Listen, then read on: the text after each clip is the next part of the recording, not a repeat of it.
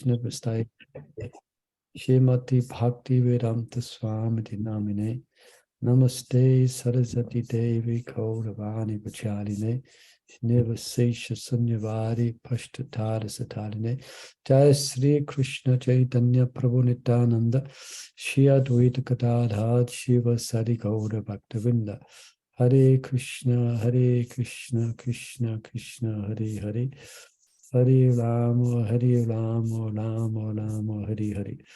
Okay, I'm still scrolling through. And as I'm scrolling through, I'm remembering the conversation that we was reading, a wonderful conversation. Lots of rasa, lots of deep spiritual concepts are being described about the nature of Vrindavan, the nature of the love, the residents of Vrindavan have for Krishna, the nature of Krishna's love and his feelings of separation from them while he's situated in Dwarka. And he's becoming pacified by entering into New Vrindavan, his great lament of ecstasy, being pacified by entering Vrindavan, at least for some time. And text 100, you said, no? Yes, Prabhu. Okay, so now let me share my screen. And books, Brihad, Bhagavatamrita. Okay, you can see that now. Text 100. So, you can begin Mother Sachari reading. You have your hand up there on the top there. This. Yeah, thank you. Text 100. My dear proud lady, when living in Mathurapuri without the gopis, I at first had no desire to marry. Commentary. Krishna is now less hesitant to mention to his queens the gopis of Vraj, since the queens have already been drawn to thinking about them. In this verse, therefore, he dares to use the feminine construction tasam abhave in the absence of those women. But he still refrains from mentioning the names of Sri Radhika and the other gopis. Text 101. But from the mouth of a Brahmana, I heard Rukmini's letter, which told of her desires and her intention to commit suicide if she could not obtain me. Commentary. In response to what Krishna had just said, someone might wonder why he was so eager to kidnap the daughter of Bhishmaka and make her his wife.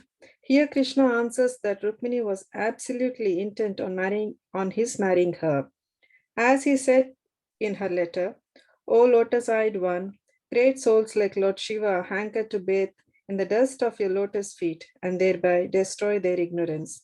If I cannot obtain your mercy, I shall become so weak from the severe penances I perform that I shall simply give up my life. Then after hundreds of different lifetimes of endeavor, I may obtain your mercy. Bhagavatam 10:52-43. In this letter, she frankly revealed to Krishna the distress being caused her by Cupid. Yeah, can I just recap for myself? I didn't quite understand that first verse that you read, but now it can be understood more clearly. So it's basically quite simple. He had no plans to marry. He had no plans to marry, but that was changed by the pure attachment, the pure love of Rukmini, and that's a well-known story, isn't it? Rukmini's lament.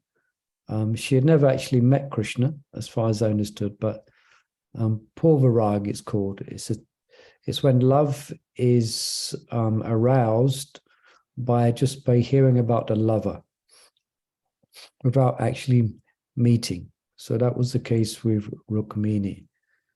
And there's a wonderful letter that she sends with a Brahmana, as we know, for Krishna to come and rescue her. Yes, so again, Krishna cannot resist devotion, pure devotion. So Krishna often, well, he's known to break his own promises. Why does he break his promise? Not because he's an untruthful person or an unreliable person, but he can't help himself with the love of his bhaktas. He will do anything to reciprocate with their loving affection, even if it means going against his own word. So what's another instance of that where Krishna broke his promise? more in a mood of a different mood than Braj, but when he attacked Bhishma? Yeah, that's The Battle of Kurukshetra. Yeah, that's it. That's the when he attacked grandfather Bhishma, he had vowed not to take up arms or to fight. But when Arjuna's life was in danger, at the ferocious, heroic battling of Bhishma, then he was out of loving affection for Arjuna, he took up arms, meaning a wagon wheel. Anyway, so that's just wanted to tune into contact with myself to follow this. Okay, you can continue reading, Mom. Okay. O beauty of the worlds, I have heard of your qualities, which enter the ears and remove the bodily distress of those who hear. And I have heard of your beauty, which fulfills all the visual desires of those who see. Thus, O Krishna, I have fixed my shamelessness mind upon you. Bhagavatam 10:52-37. Confronted with such a determined play, Krishna could not refuse. Rukmini is present with the other devotees, listening to Krishna's explanation. And if need be, she can verify the truth of his testimony. Okay, so here's a verse where she's describing that. I've heard of your qualities. So she hasn't met, at that point, she hadn't met him. Yeah. Okay. Text 102. So I destroyed the pride of a host of wicked kings in battle, took her hand and carried her off as all the kings watched. Commentary. Jarasandha, Shishupala, Rukmini, and Krishna's other rivals were fortunate to have had their pride crushed by Krishna at the Swayamvar of Princess Rukmini. After easily defeating the armed opposition of Rukmini and his friends, Krishna took Rukmini on his chariot from Kundinapura to Dwaraka, where he married her. Krishna here claims that he did what the moment demanded and was not pursuing the pleasure of his heart. Text 103. But the sight of Rukmini made me think back on the gopis all the more, and the sorrow and distress this caused me made me very much disturbed. Commentary. Living in Dwaraka, Krishna had been trying to forget his beloved gopis, but Rukmini's beauty resembled theirs, rekindling within him the fire of Virahabhava. Text 104 and 105. Some 16,100 gopis had with vows worshipped Katyayani to obtain me. To bring my mind somewhat to peace by seeing a likeness of them, I married the same number of you queens here in Dwaraka. Commentary. Of the young gopis in Raj, 16,000 attained Krishna's intimate association. The Madhurya Mahatyam states, Gopya Gayanti Niryanti Sahasrani Cha Shodasa. 16,000 gopis were singing and dancing. The present verse specifies the number of those most fortunate gopis as 16,100, although the word cha implies that there were actually more. All the gopis were extremely attracted to Sri Krishna, but only some of them earned Krishna's complete satisfaction by undergoing the Katyayani Vrat to obtain him as their husband. These were the gopis who most zealously wanted Krishna as their own. Srimad Bhagavatam 10:22-4 records their prayer.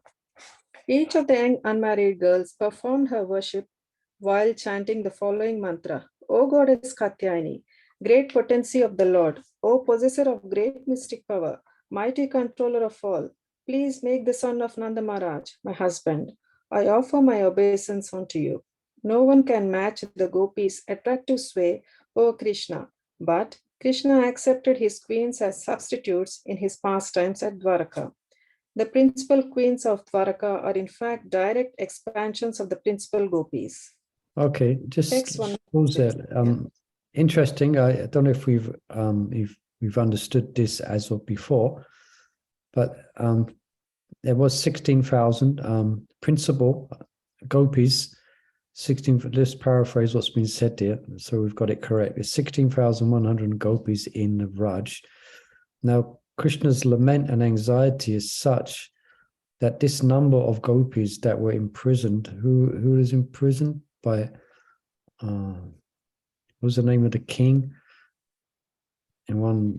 Bhasmasur. Who? Is it Bhasmasur or? Bhaumasura? Bhaumasura. Okay, Bhaumasura. the fact that there was 16,100, I guess there were beautiful queens. It inflamed the memory of the gopis within Krishna. So although we hear in Krishna book, it's described a little bit different, isn't it? It's not exactly described like that. So we're hearing another layer of meaning to that pastime here.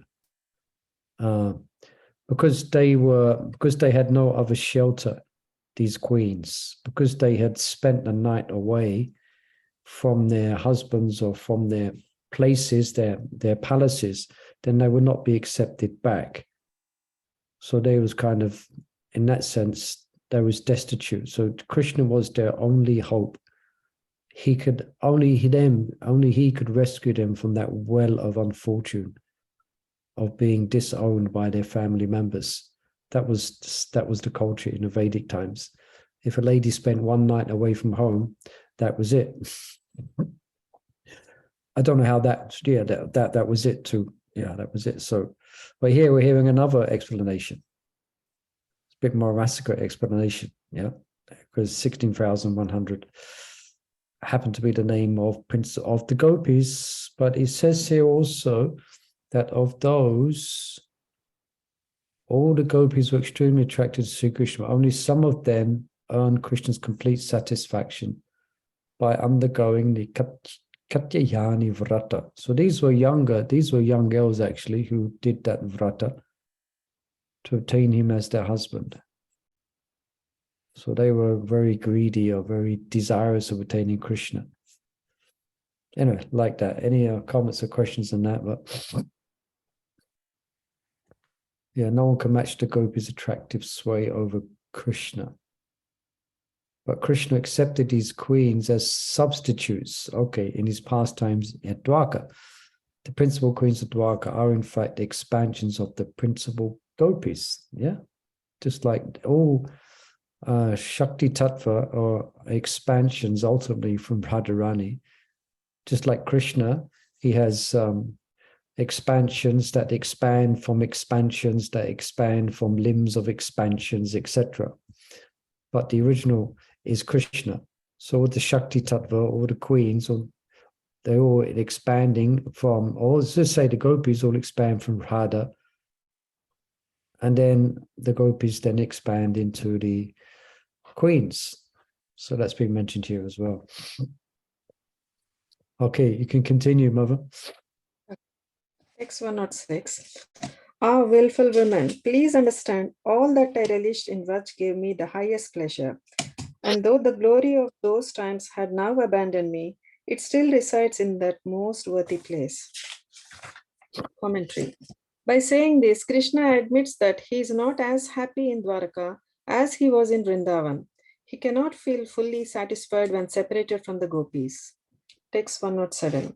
When submerged in the waves of that oceans of ecstasy, enjoying the ever-fresh charming pastimes of Vraj, I was so attracted to each of the all-enchanting residents that I never noticed that passing of the nights and days. Commentary. Krishna's Vrindavan pastimes are Chitrati Chitra, more charming than any other attraction. They can attract the mind of everyone in the universe. Thus, the time and place of those pastimes are uniquely sacred, and the spiritual potency of the devotees who take part in the Krishna sports in Sri Narada Vraj is impossible to measure, for those devotees enchant Lord Krishna himself. Okay, perhaps you could stop there. Perhaps Raj Kishore was there. Perhaps my Raj Kishore can read next. But this is a nice word to remember. Chitra Rati Chitra. Nice name to have, isn't it? Chitra Rati Chitra. And he's more charming than any other attraction. So ultimately the gopis and ultimately Radharani. Yeah. Chitra Rati Chitra. Yeah. So Raj has a unique potency, which is not seen anywhere else in Krishna's vast expansion of the worlds and even the spiritual worlds. The spiritual has a special, unique sweetness and intimacy, which Krishna is very much missing.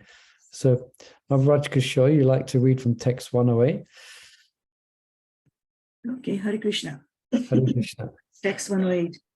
As the simple delight of my childhood sports, I killed various eminent demons.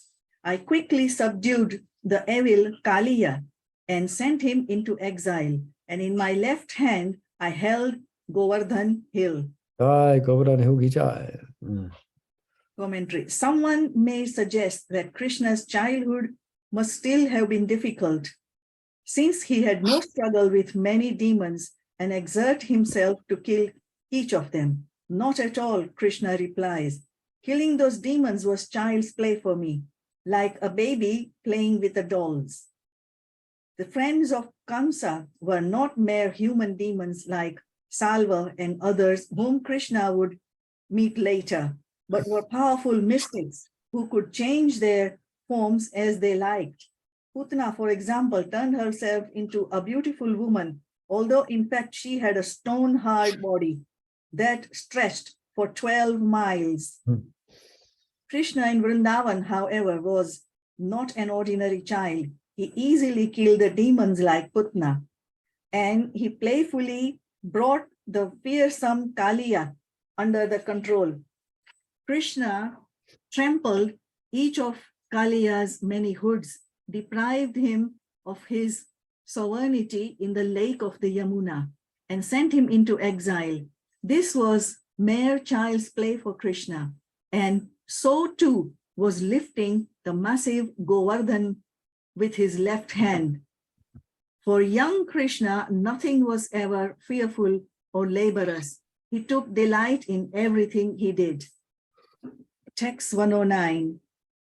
I was so absorbed in that ocean of contentment that having to talk to such demigods as Brahma and watch them offer me prayers and homage seemed a painful disturbance. I forgot the work I had to do for the demigods. Commentary. Now and again, demigods and sages like Indra and Narad had matters to discuss with Krishna, but Krishna considered their visits unwanted, disastrous from his pastimes with his friends. He didn't even want to think about the promise he had made to the demigods before descending, that he would dispose of the evil kings like Kamsa, who were a troublesome burden for the earth. Text 110. My beautiful form, my dress, and the nectarian sound of my flute, never heard before, enchanted the whole universe with overwhelming love of God. So what to speak of how these affected the residents of Braj? Commentary. Krishna's beauty never diminishes, even when he leaves Vrindavan to reside elsewhere for more than 100 years. Only in nostalgic retrospect does Krishna think he was more beautiful during his youth. But because of Vrindavan's special sweet mood created by the spontaneous attraction between Krishna and his devotees there and nowhere else, Krishna feels free to add certain items to his appearance, like the peacock feather on his hair. And only in Vrindavan does Krishna play his flute. Thus enchanted, Krishna's natural charm allures the entire world, creating a transcendental taste that defeats all kind of material enjoyment and is millions of times more relishable than the impersonal happiness called Brahmananda. Everyone in the universe can taste this highest bliss of Vrindavan by hearing about it from scriptures like Srimad Bhagavatam, as presented by pure Vaishnavas.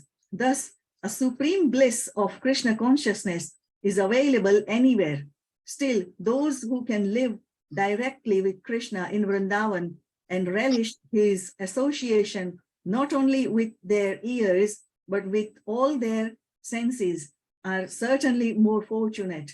Learned scholars of the Vedas therefore conclude that the greatest perfection of life is to follow successfully in the footsteps of the Brajvasis and in course of time be invited to take up residence in the Brajvasis' eternal abode. Okay, perhaps let's just onto the, yeah, so just going backtracking to 109. Krishna comes for a specific reason, as described in Bhagavad Gita. Yadi yadi damasha klani bhavati bharata bhutanamadamasha tadatmadamsha jamayam padino saranam. You know those verses there in Transcendental Knowledge, chapter 4, Bhagavad Gita. But it seems like Krishna forgot why he came. He got distracted because he was so absorbed in a rasa and a loving exchange of the resonance of Vraj. And sometimes the demigods will come. Actually, sometimes it's described that, described when Indra or when Brahma came, sometimes the cowherd boys would mock the bowing down of Indra, or they would mock Lord Brahma. In other words, their 4 cowherd boys would stand together with their heads each facing each direction of the compass, and they would make out that was Lord Brahma. You understand? They've all their backs to each other, and then they would all bow down, and they would laugh and joke. For them, it was a big joke that these demigods or these celestial beings are coming down and bowing down before their kanai. They were, and Krishna saw that as a distraction. That's what's been mentioned here. You forgot the work he had to do for the demigods. The prayers, it seemed like a painful disturbance to his Vraj Leela. And this is quite an amazing purport here that we just read. That the actual rasa, the actual experience is available to qualified devotees who are hearing and chanting Srimad Bhagavatam. Yeah. So obviously it takes some purification, takes some qualification. But the distance is, the physical distance is not an issue here.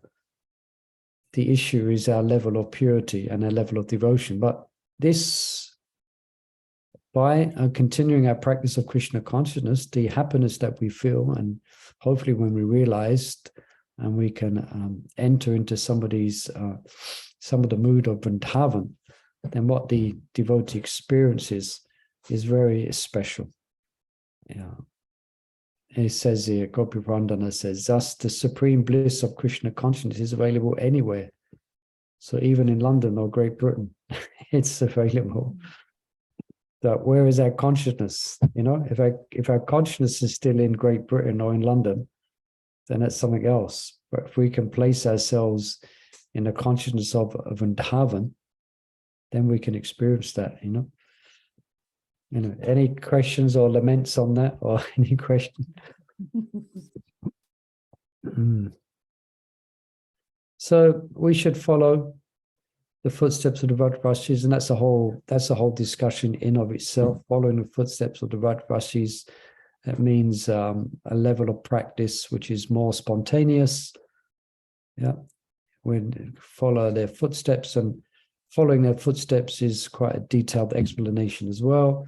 How one is inspired to follow in their footsteps, and the meditation that one has, the internal development of that attraction as well.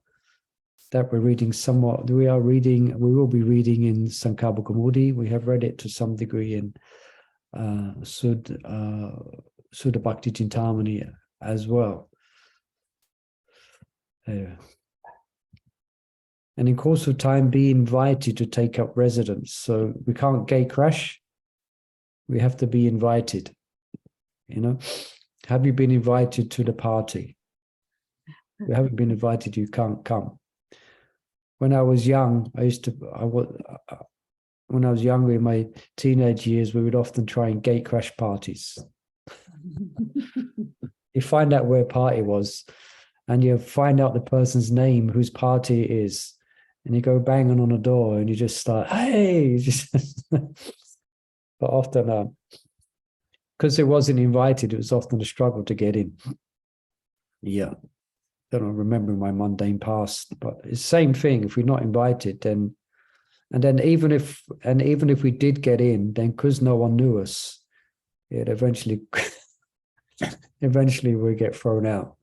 And I won't go into details of what happened there. But yeah, so we have to be invited to the spiritual world, and we're going to be invited for a reason, and that's because we've developed an internal lament or an internal hankering and an internal purity and an internal attraction for that place of Vrindavan. Yeah, and then we will be invited.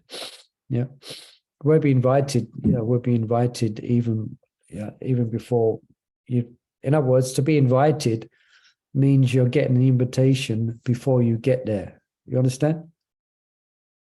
To be invited means you're not there yet.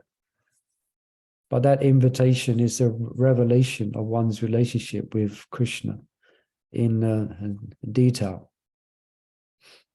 And that's the invitation. But these are the perfectional stages of Krishna consciousness, a lifetime of endeavor, a lifetime of devotion. Yeah, any questions on that? Yeah, so our sadhana does not qualify us. Actually, if we have to be invited, then our sadhana is not an automatic invitation, like performing sadhana. No, and yes. No, in the sense that we, by our own strength alone, we cannot practice the type of sadhana that is going to give us entrance into the spiritual world. Yeah. But by practicing sadhana, by sincerely practicing sadhana, when when Krishna or Radharani or the spiritual master, they see, could I say, our futile efforts. They can see us trying, and they take pity upon us. They take pity upon our really sincere efforts in a sadhana. And then by their grace and mercy, some drops of grace will descend upon us. But that grace and mercy is not going to descend unless one has a really deep level of sincerity and comes to the point of really hankering for higher stages of perfection. I mean, Krishna's grace can descend upon anyone, even if they're not executing sadhana. That's Krishna's causeless mercy. But that is exceptional. So we need to really practice sadhana really nicely to whatever degree that we can, but always remember that we are dependent upon grace and mercy. So the sadhana kripa and kripa siddha and sadhana siddha. And kripa, so we're dependent upon kripa, mercy. But by being sincere in our sadhana, then we can invoke the glance of the perfected souls. Yeah? Especially if that sadhana is, what my Guru Maharaj describes, is done with a mood of bhava seva. That sadhana is not just done mechanically, but there's an internal mood of separation, which accompanies that practice in our chanting, in our hearing and chanting. There's an internal mood that we are developing, a mood of separation, yeah? And the mood of hankering. I'm just reading about that at the moment in a new book, Vilapa Kusmanjali. I don't know if that answers your question, Mahabalavanga. Basically, yes, our sadhana's not enough, but we won't get anywhere if we don't do sadhana. That's the point. We invoke their pity. We invoke the pity of the advanced Vaishnavas by our sincere efforts at sadhana. Is that okay? Yeah, thanks a lot. Yeah. Anybody else has any questions on that or anything to add? Please do. Otherwise, we can continue. I think Mother Rajkushal is just beginning to read, so you can continue. Okay. Oh. Text 111 and 112. Brahma, Rudra, Indra, Chandra, the Siddhas, and other demigods moving in the sky were overcome by changes aroused in them by the current of ecstatic love. So too were the cows, bulls, calves, and wild beasts the trees, birds, bushes, creepers, and grass. The rivers were overcome, and the clouds and all other beings, both moving and non-moving, alive and inert. Each of them underwent a transformation by which their own nature changed into a nature just the opposite. Commentary. From the demigods to the blade of grass, every living being present in Vrindavan to see Krishna's pastimes became ecstatically transformed. Even non-living objects gained consciousness and underwent with the effect of prema bhakti. In the sky above Vrindavan, the celestial persons often gathered to watch what was going on, including not only the chief demigods, but also sages, Gandharvas, and Vidyadharas.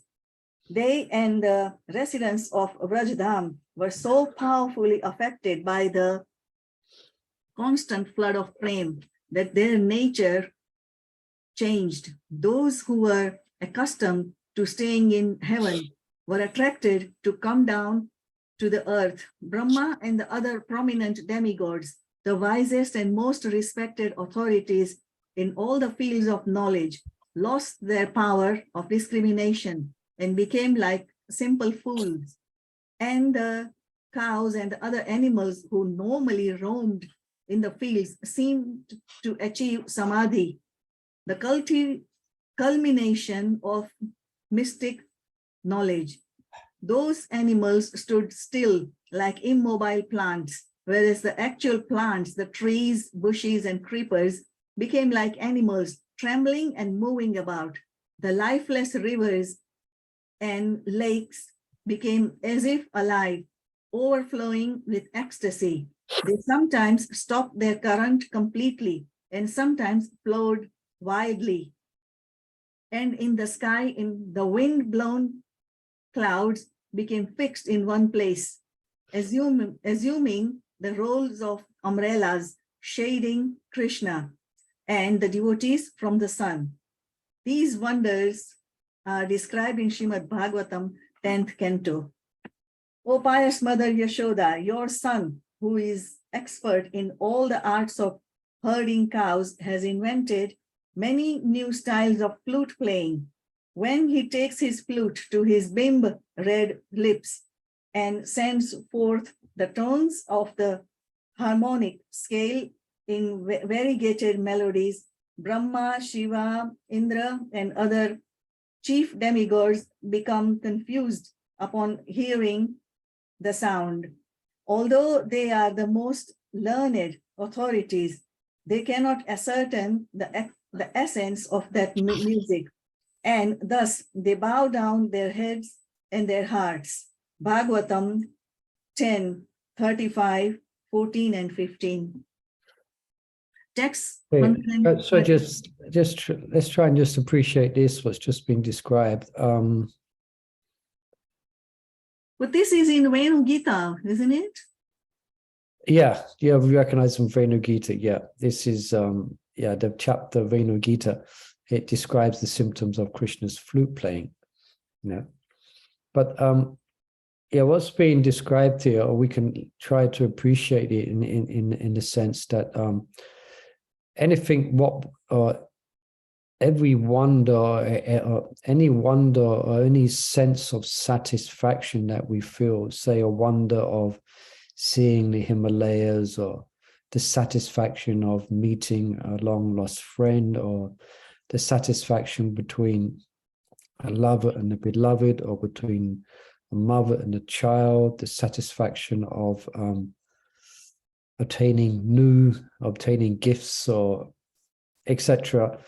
Any sense of, you could say, of course, in this material world, persons find pleasure in demonic activities as well, but say generally sattvic expressions of happiness and contentment, or the whole phenomena of happiness that's experienced here exists because it has an original form, which is we're reading about here now in the spiritual world, and the dramatic effect that Krishna's presence has or had is having or had on Boma Vrindavan. So here we're hearing about the demigods all became bewildered. Lord Brahma became lost their power of discrimination. You understand? So this is the origin of all. This is the origin of all taste, the origin of all rasa. So we have some type of rasa here, but it's perverted. But it's all coming from the spiritual world. So this is the unadulterated exhibition of enjoyment or rasa. And it can only be had in relationship to Krishna. So that's why it's such a, this description, I mean, animals stood still like immobile plants. And we heard this from Venu Gita. Then the rivers become solid and the animals become stunned and the non-moving trees begin to move. Yeah. So what we experience here, you could say this is, it doesn't compare. It is a distant reflection of the actual emotions of happiness and contentment and feelings which are there in the spiritual world. But we get some type of remnants of it, some type of fragment of it, you know. Just like it's just like when you know, in your house you have a probably some of you have recycle bins. Yeah, where you put the recycled, you put the banana peel in one bin and the apple core and the peels and all that, you know, and that's so. As this is like the material world, as far as happiness is concerned, it's like the bin you put all the waste in. So this is in the material world, but it can. So difficult. We're just reading about it. Hopefully we've had some experience to some degree in our practice of Krishna consciousness, in our chanting, etc. But I was just thinking of that it's a very powerful, it is the original experience. That's what's being described here. All right. Unless if there's any comments on that or questions. Perhaps we'll ask Mother Lafanga Latika to read. You can read from this text onwards, text 113. Yeah, great, thanks. You can ask Kalindi whether or not this is true. She witnessed the blissful pastimes freely enjoyed by the people of Raj. Commentary. No one should think that Krishna, out of enthusiastic love for his devotees, is speaking exaggerated praise of them. Queen Kalindi can vouch for the accuracy of what Krishna has said about life in Vrindavan, because she was there in the form of the river Yamuna. Sri Yamuna, being the sister of Yamaraj, the king of religion, always speaks the truth. Text 114. But I cannot arouse the same emotions now in my relatives, the Yadavas, either with joking or with entertaining pastimes. Commentary. What Krishna feels missing outside Raj is not just the pleasure he enjoyed there. Rather, outside Raj, he feels less capable of satisfying his devotees. In Dwarka, he talks intimately and jokes with his wives, friends, and advisors, and entertains them with water sports and other pastimes. But outside Raj, the feelings are never the same. Outside Raj, he evokes reverence from his devotees. So in his dealings with them, he can never feel the same freedom of expression. Here in Dwarka, I've found it difficult to break the jealous pride of queens like you. Embarrassed, I have therefore put aside my dear flute. Commentary. Krishna's queens behave jealously, but they have never become inimical to him in any way or oppose the fulfillment of any of his desires. Therefore, it is not actually difficult for Krishna to control their pride, which is meant only to please him. Nonetheless, Krishna cannot take the same liberties in Dwarka as in Vrindavan. He says that in Dwarka he feels ashamed to play the flute, as if concerned that people will laugh at him. Perhaps closer to the truth, in Dwarka he no longer feels the inspiration to create the exquisite music he produced in Vrindavan. How much the Lord's glories are manifest varies according to the environment he is in. Okay, a nice little description there. He doesn't feel inspired to play the same type of music in Vraj. In Dwarka, yeah, there's no pictures of Krishna playing the flute in the assembly of the Yadus. He doesn't feel inspired. Yeah. We're really hearing a really good description. I was thinking here also of how of Krishna's being the Rasaraj, or being above the concept of Vishnu, and how much more rasa that the Lord experiences in this form as Krishna, as in compared to the king of Dwarka and the king of Vaikuntha. Quite a wonderful description. You can continue, Mother. Really. Yep, text 116. Alas, what I did and how I lived in Vraj seem so far away here, seem here so far away that with you I cannot even speak of those things. Commentary. Since Krishna is all powerful and his omnipotence is never diminished in any circumstance, he should be able to take on any appearance and act as he likes in Dwarka or anywhere else. He should be able to make his life in Dwarka just as it was in Vrindavan, but Krishna's desires change according to the atmosphere in which he lives. Outside Raj, he simply feels less inspired to express his sentiments freely. In this verse, therefore, Krishna utters the words ahobata, indicating great disappointment. In Dwarka, he cannot perform the same delightful pastimes of his childhood, or surround himself with his beloved gopis and other Vrajvasis. The Dwarka environment is so foreign to the intimate mood of Vraj that he cannot even discuss with his Dwarka associates his earlier days in any but the most vague terms. If he were to speak of these matters with the Dwarkavasis too explicitly, the Dwarkavasis would become lost in trance and unable to continue their own service. Oh, disappeared. It's all become one. No, it's come back. Text 117. Just one person, almost as dear to me as the devotees of Raj, will be able to describe those topics.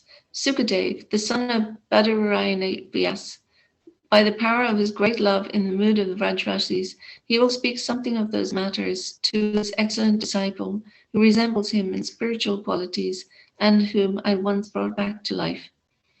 Commentary. If no one ever hears Krishna's Vrindavan pastimes described, how will Krishna fulfill the main purpose of his descent, to spread throughout the world the transcendental taste of Prema Ras?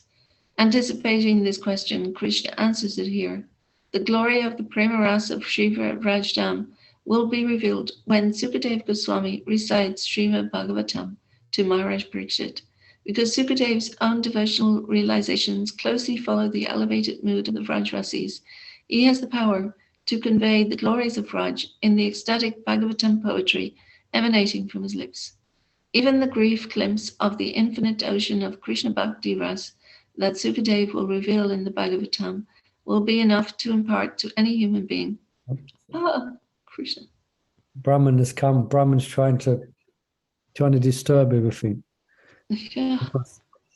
It'll come back in a minute. Hare Krishna, Hare Krishna, Krishna. We don't want the Brahman. We don't want the white light. We want Vrindavan. Yeah. Krishna. I don't know why this is happening. It's been happening back quick. Yeah. I think it's somewhere down here in ecstatic poetry, even a glimpse. Yeah, emanating from his lips. Even the glimpse of the infinite ocean of Krishna Bhakti Ras that Sukadev will reveal in the Bhagavatam will be enough to impart to any human being who hears with honest intent the highest taste of pure devotion. Sukadev will speak Srimad Bhagavatam to the most suitable hearer, the great Vaishnava Parikshit, whom Krishna returned to life when Parikshit was in the womb of his mother. According to the narration of the Mahabharata, the Brahmastra weapon of Ashwatthama actually killed Uttara's fetus, but Krishna entered Uttara's womb and gave Parikshit a new body. And Parikshit became Krishna Jivata. Not only in the sense that Krishna restored him to life, but also because every moment of his life was dedicated to remembering Krishna. He was the perfect Vaishnav, like his guru Sukadev, and therefore Sukadev could speak to him the most confidential secrets. By the combined efforts of the most qualified speaker and the most qualified hearer, Srimad Bhagavatam can distribute its sublime light even in this blind age of Kali. Okay, so let's not forget that Krishna Swavatomo Bhagavate Dhamaganda Pisisa Kalanastum Lord did the heart. Bhagavatam is brilliant as the sun, is arisen just after the departure of Lord Krishna. So especially what has been mentioned here is the 10th canto, which is the largest part of the Bhagavatam actually. It's 80 chapters. And Sukadeva Goswami, as we know, he tells the pastimes of Krishna from his birth, his killing of different demons, his pastimes with Mother Yashoda and the gopis. So this is the glories of Srimad Bhagavatam. Yeah. Okay, any questions? I can continue reading. Okay, text 118. Sri Parikshit said, as the Supreme Lord continued ardently praising the splendor of the good fortune of Raj, the expert counselor Uddhava grew anxious, for the special ecstasies of Raj might again draw the Lord into a trance. With a gesture, therefore, he prompted the ladies to do something. Text 119. Satyabhama, Rukmini, and the other queens at once surrounded their husband, touching his feet with their heads. By offering prayers with plaintive voices, wet with sobs, they gradually calmed him down. Okay, so they're a bit concerned that he might go back of where he just come from. Do you remember? It began with Krishna's fainting away. Or no, not fainting away, that he didn't rise from bed because of his deep anxiety, because of his deep feelings of separation from Raj and his memories of Raj. But gradually then they woke him up, then they managed to point him in the direction of New Vrindavan, place which was made as a facsimile of Vrindavan. And that managed to bring him to his senses, but then he realized that it wasn't the actual real Vrindavan. But now he's speaking Vrindavan Katha, and now his emotions are becoming quite stirred up again. So they're concerned that he might again faint away. So they're trying to console him, trying to balance his emotions. Okay, continue with the commentary there.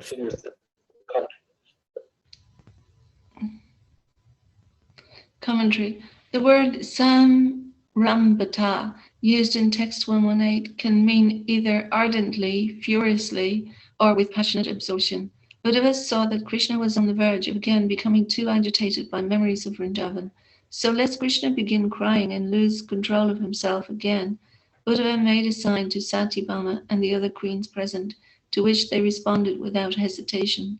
Because the queens were always reverent towards Krishna, they couldn't pacify in the same way as the gopis of Raj, but in their own ways they did the best they could. Text 120. Uddhava also urged Devaki and Rohini to come in quickly with the food and drink for Krishna's meal. Commentary. The most intimate devotees of Krishna know his desires before he expresses them.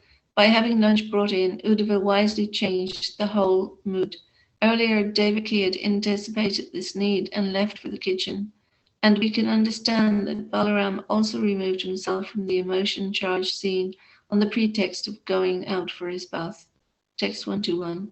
The expert Uddhava had Baladev come in after finishing his bath.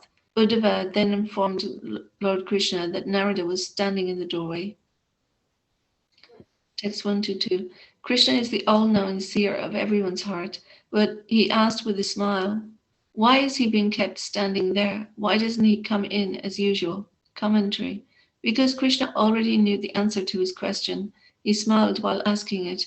Although Narada had precipitated this entire disturbance by reminding Krishna of Raj, Krishna did not become angry, because Krishna is the darling son of Nanda Maharaj. Krishna cannot be dissatisfied with Narada for glorifying the cowherds of Nanda's pastures. Krishna asked why Narada was standing at the door, since no one until now had ever impeded Narada's free access to Krishna's palaces. Text 123. Uddhava smiled and answered, my lord, because he is afraid and embarrassed. Then the Lord, who always favors the Brahmanas himself, brought Narada inside and spoke to him. Commentary. Uddhava could not help smiling when he thought about Narada's curious behavior, his enthusiastic arrival, his uncontrolled symptoms of ecstasy, and his hiding in the sky to watch Krishna visit Nava Vrindavan. Uddhava told Krishna that Narada was afraid because of the offense he had committed by disturbing Krishna's mind. And when Krishna answered that Narada should never fear him for any reason, Uddhava added that Narada was also embarrassed. Pure devotees are usually shy to reveal their private ecstasies when this might disturb others. To pacify Narada, Krishna himself therefore went to invite Narada in. Krishna approached the sage with due respect, bowed down to him, took him by the hand, and escorted him into the palace. Text 124. The Supreme Lord said, Narada, my dearest friend, you are always eager to please me, and you are the best of those who relish transcendental emotions. You have now done me a great favor. Commentary. What you have done here is not offensive, Krishna implies. Those who know the transcendental tastes of my devotional service behave like this naturally. You have no reason to feel ashamed. Text 125. It is true that when one is parted from those one loves, pure love makes one suffer within, as if from a blazing forest fire. The burning pain creates a remorse that further deepens into irrepressible sorrow. Thus one at first seems wretched. Commentary. Narada may agree that he need not be embarrassed for unavoidably losing control amidst the ecstasies of Bhagavad Bhakti. Yet he had caused Krishna great distress by sending the Lord into a bewildered trance of remembering his devotees in Vrindavan. In this verse and the next, Krishna therefore tries to convince Narada that he need not blame himself. The misery of transcendental separation is only apparent, even while outwardly showing many symptoms of mental pain. A person feeling viraha bhav is absorbed in incomparable bliss. Thus, the apparently wretched devotee is actually most fortunate. Whatever momentary distress he may feel will soon give way to complete happiness. Okay, so Frank, perhaps I'll have a read the last 5 minutes. So, especially for a materialistic person, then it's impossible to understand the mind of a devotee or the moods of a devotee. So a devotee may seem to be experiencing great anxiety and great stress. Like I'm just reading about Raghunath Das Goswami and how distressed he was in feeling separation from Radharani. So a gross materialist might just see, oh, this person's distressed. But actually, that is just the outward manifestation of great ecstasy. Yeah. So impossible for materialists to understand these deep, deep spiritual emotions. Yeah. But let's read on for the last few minutes. Text 126. But this anguish of separation is praised as greater than the happiness of enjoying with those one loves. Separation is so pleasing to the mind that it cannot be described. It always transforms at last into an abundance of pleasure. Only experts in tasting these moods can understand how this happens. Commentary. The so-called bliss of merging into the impersonal aspect of the absolute truth is often said to be indescribable. But the bliss of pure prema is even harder to describe.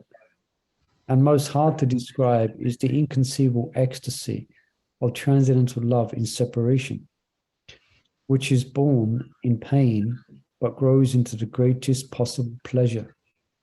The ecstasy of separation is not the miserable experience it seems to outsiders. So exactly what we're saying, yeah? It's not what it seems to outsiders. It is manorama, the cause of full satisfaction for the heart. If someone still asks how one can feel happy within misery, you should know that only the rasikas who have spontaneous eagerness to taste his prema can understand it. Oh, wonderful, right?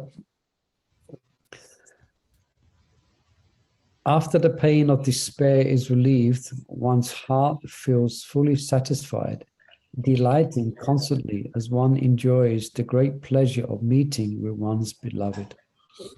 So, meeting. What's the name of meeting? Sambhoga is meeting, isn't it? Yeah. Did I get that right? Yes, Yeah. Sambhoga is meeting. Sambhoga. Yeah, great. Thank you. Yeah, it says in the translation of the verse, it says Sambhoga of meeting. Yeah, you're right, Sambhoga. After the pain of the despair is relieved, one's heart feels fully satisfied, delighting constantly as one enjoys the pleasure of meeting with one's beloved. Yes, there in the verse. Thank you. Those who have not yet realized their natural attraction toward Krishna cannot understand the ecstasy of separation. They should not vainly pretend to be expert in things to which they have no real access, but should instead take guidance from authentic rasikas in the line of the Vaishnava Parampara, and how to gradually become fit for understanding the subtleties of devotion. Faithful hearing and service are required. Still, the material mind is demanding, so neophytes may ask, doesn't excessive misery normally result in either delusion or death? Why should unlimited joy arise from misery? Granted, the laws of nature dictate that pleasure is generally followed by pain, and pain by pleasure, but this does not mean that pain literally becomes pleasure and vice versa. It means that circumstances in this world are always changing, so that neither pleasure nor pain can long continue without being replaced by the other.